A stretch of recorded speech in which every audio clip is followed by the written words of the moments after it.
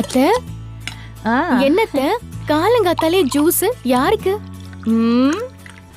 எல்லாம் உனக்கு தான். எனக்கா? ஆமா. எனக்கு எதுக்கு? என்ன இப்படி சொல்லிட்ட? இது பாரு, என்னதான் கௌதம் வந்து என்ன அம்மா அம்மான்னு கூப்பிட்டாலும் மனசு ஓரத்துல அவனுக்கு அப்பா அம்மா யாருன்னு தெரிஞ்சுக்கணும்னு ஆசை இருக்கும்ல. அதெல்லாம் அவன் மறக்கணும்னா அவன் ஒரு அப்பா ஆகணும். அத நீதாம்மா பண்ணணும். அதுக்காக தான் இந்த ஜூஸ் உனக்காக ஸ்பெஷலா பண்ணிருக்கேன்.